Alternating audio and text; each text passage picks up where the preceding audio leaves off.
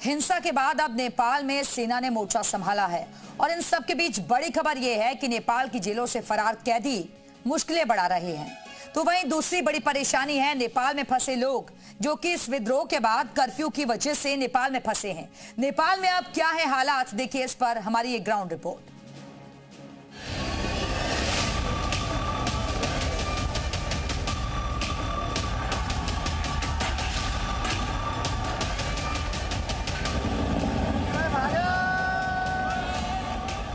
ओली सरकार के खिलाफ गुस्से की आग ने नेपाल को कैसे जलाकर राख कर दिया, ये तस्वीरें उसकी गवाही दे रही हैं। नेपाल में सोशल मीडिया बैन के खिलाफ ऐसी युवा क्रांति भड़की जिसमें सब कुछ खाक हो गया। प्रदर्शनकारियों ने संसद भवन, राष्ट्रपति भवन समेत कई मंत्रियों और नेताओं के घर फूंक डाले, यहाँ तक कि सुप्रीम कोर्ट भी नहीं छोड़ा। इसके बाद हालात ये देखने को मिले कि नेता हेलीकॉप्टर्स के जरिए घरों से भागते दिखे।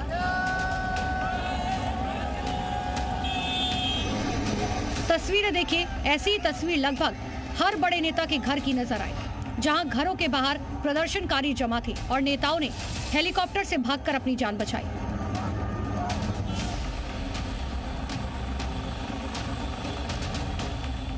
हालात इतने खराब हो गए कि क्या मंत्री क्या पूर्व पीएम सबके घरों में भीड़ पहुंची थी।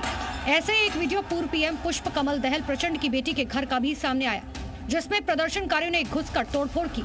ये वही घर था जो कि प्रचंड ने अपनी बेटी को गिफ्ट में दिया था।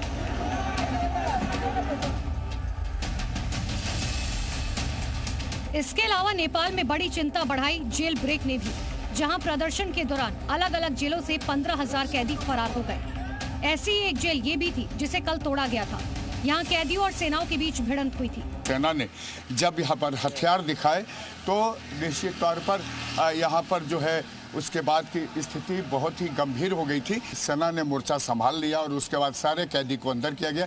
हालांकि आगजनी भी की गई इसके अंदर और लोग यहाँ से भागने की कोशिश भी करने लगे, लेकिन सारे के सारे कैदी फिर अंदर भेज दिए गए और बाद में देर रात कई कैदियों को यहाँ से दूसरे जेलों में ट्रांसफर किया गया है।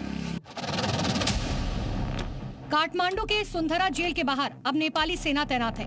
ये वही सुंदरा जेल है जहां आज से 5 साल पहले खतरनाक अपराधी चार्ल्स शोभराज बंद था, जिसे बाद में नेपाल जेल से रिहाई के बाद डिपोर्ट कर दिया गया था। शोभराज यहाँ लगभग 22 सालों तक इसी जेल में बंद था सुंदरा, जहां से एक दिन पहले 3,300 कैदी फरार हो गए। सुंदरा जेल के अंदर में जो बड़े दुर्दांत अपराधी होते हैं वो होते हैं राजनीतिक अपराधी के साथ साथ यहाँ ISI से जुड़े हुए अपराधी, यहाँ विदेशी एजेंट, ये तमाम लोग गिरफ्तार करके रखे जाते हैं क्योंकि ये सेंट्रल जेल कहा जाता है। हिंसा भले ही अभी थम गई हो, लेकिन अब भी कई लोग हैं जो नेपाल में फंसे हैं। नेपाल के काठमांडू एयरपोर्ट को कल खोला गया, लेकिन अब भी बड़ी संख्या में लोग वहां पर हैं।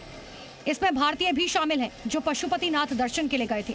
अब मेरे को पशुपतिनाथ जाना था, मेरा बहुत मन था, मैं जा नहीं पाई, मेरे को इसका बहुत दुख है। मेरा यहाँ यात्रा सफल हो जाएगी, बट भगवान को पता नहीं क्या मंजूर था। बस यही है कि यहाँ दर्शन करने के आए थे मंदिर के, वो नहीं हो पाए हैं, बुरा लग रहा है। तो आए थे यहाँ पर भगवान पशुपतिनाथ के दर्शन करने के लिए, वो दर्शन नहीं हो पाया, आंखों में आंसू आ गए उनके, लेकिन फिर भी एक भावनात्मक लगाव है। लोगों को लग रहा है कि जो मनोकामना लेकर के आए थे वो पूरी नहीं हुई।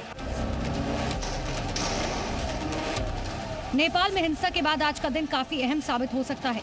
माना जा रहा है कि आज अंतरिम सरकार पर सहमति बन सकती है। ब्यूरो रिपोर्ट, जी मीडिया।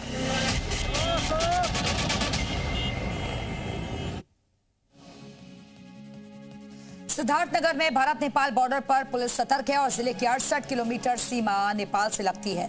पुलिस और SSB के जवान बॉर्डर पर लगातार गश्त कर रहे हैं और सभी आने जाने वालों की ID चेक की जा रही है। DIG संजीव त्यागी ने बताया कि हाल के दिनों में नेपाल की आंतरिक स्थिति दुर्भाग्यपूर्ण रही है, जिसको लेकर सतर्कता बढ़ा दी गई है। सीमा पर SSB के साथ ही पुलिस बलों की भी संख्या बढ़ा दी गई है। DIG ने बताया कि नेपाल की जेल तोड़कर भागे 11 संदिग्ध कैदियों को बॉर्डर पर रोका गया है और उनसे पूछताछ की जा रही है। बस्ती रेंज के जनपद सिद्धार्थनगर में करीब 68 किलोमीटर की सीमा नेपाल से लगी हुई है, जिस पे SSB के साथ लग के और हमारी जो पुलिस टीम है उनको अतिरिक्त पुलिस बल भी दिया गया है। सभी लोग साथ मिलके पेट्रोल और पिकेटिंग ड्यूटीज लगातार वहाँ कर रहे हैं। वहाँ सतर्कता बढ़ाई गई है। बॉर्डर पर स्थिति सामान्य है, लेकिन और नेपाली काउंटर पार्ट्स के साथ कोऑर्डिनेशन और संवाद जारी है और वहाँ पे सतर्कता बरती जा रही है।